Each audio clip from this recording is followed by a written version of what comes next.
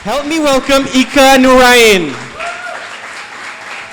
my name is Ika Nurain Mudzar, and the name of my organization is quite long. It's the International Federation of Red Cross Crescent Societies, or IFRC. But let me jump straight into it. And of course, I want to talk about the person who first inspired me to work in a humanitarian organization.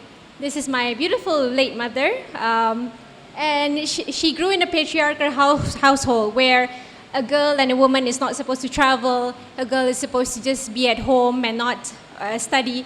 So of course, I became the complete opposite. She raised me to become somebody who, well, I do everything under the sun as I can.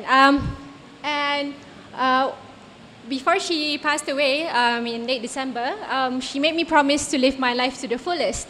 And one of the things that it boiled down to what I wanted to do with my life was I wanted to write and tell stories. I wanted to travel, and I wanted to, in one way or another, help people. And of course, I had absolutely no idea how to do that, so that's how I became a communications officer for the Red Cross by day, speaking about emergencies and disasters around Asia Pacific.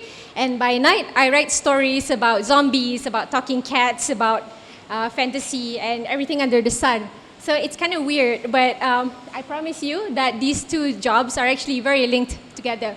So the thing about working in disaster communications is that you're always in a situation you don't expect. So one of my first deployments was in Kelantan during the floods, which affected over 200,000 people a few years ago. And I was yanked out of an office situation and put in a tent out in Kelantan. And my second mission was actually in Aceh to cover the 10-year anniversary of the tsunami earthquake, which devastated a lot of Aceh and Sri Lanka and other areas. And I was walking around in this mangrove swamp where local Red Cross volunteers are planting mangroves to actually help to prevent future tsunamis from actually causing damage. And of course, they didn't tell me that that swamp had a buaya. So after I walk out, they said, oh, somebody actually got bitten by a crocodile last week. And getting pulled out of emergency of offices means your office is everywhere. And this was during the recent Sulawesi earthquake. That passed as our meeting room, and that actually passes as our communication with our counterparts in Geneva. And one of the most interesting things about my job is the people that I see and meet. And Awang Chik is this 80-year-old lady who was in a house in Kelantan, and she was basically alone when the flood struck. So what happened was she had neighbors come and rescue her and pull her out of the house. And this is actually from Palu, Sulawesi. If you've heard what happened, it was the combination of earthquake, liquefaction, and tsunami. And there were a lot of deaths and a lot of damaged houses in the area. So I was sent out here 1 week after the earthquake struck, and basically that's my life. I have to have a packed luggage in my home, so when disaster happens, there's a possibility that you get sent out immediately. So that's what happened. And again, the stories of resilience among communities is amazing to watch. This young man basically lost his entire home, and I found him standing there saying, oh my God, what am I going to do with my life right now? And I found myself asking the same question. What would I be doing with my life right now if I've lost everything? Like this woman we met as well, her name is Nursia. And when I spoke to her, she was saying, my house is on the other side of the street. She had lost her entire home. Her home got pushed from one end to the other by the tsunami. But she survived because her neighbors saw her before the tsunami hit and pulled her out to safety. And 6 months later, I went back to Palu, Indonesia. And I came upon this lady who was just sitting on top of a hill overlooking what is essentially what used to be a village. It was flattened and destroyed. And it felt like she wanted to be alone and she didn't want to be spoken to. So I waited from a distance and watched her. And one of the other memorable places that I've been to is, of course, Cox's Bazar. And you can imagine 900,000 people in a small space. I was not prepared for the megalopolis that it has become, for the metropolis it has become. And seeing all these young kids, my niece's age, just walking around without their parents.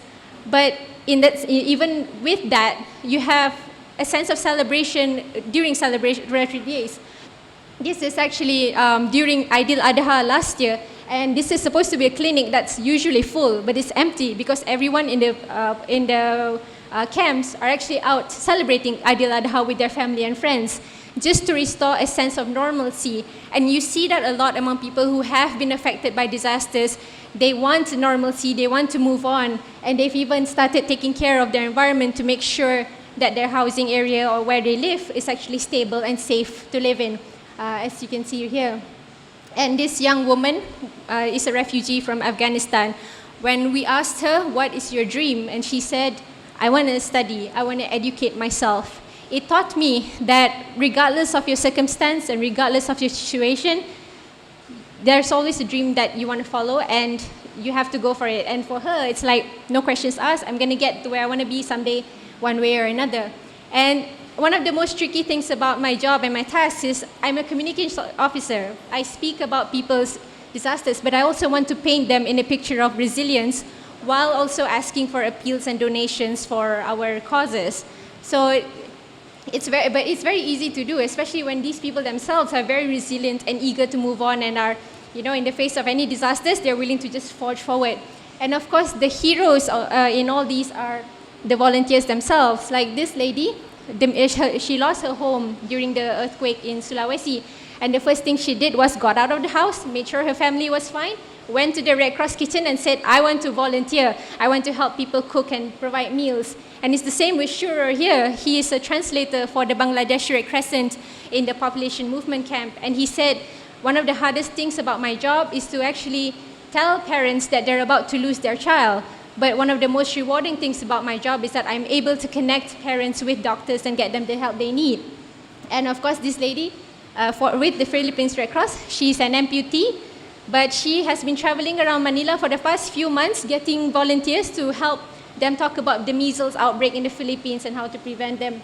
And one of the most beautiful things about my job is that you always assume that during disasters, it brings out the worst in people. We've seen all the movies where people run out to shopping malls and try to steal everything. But in my experience, it has not been true. I've seen the best in humanity in the worst of situations and disasters. Thank you.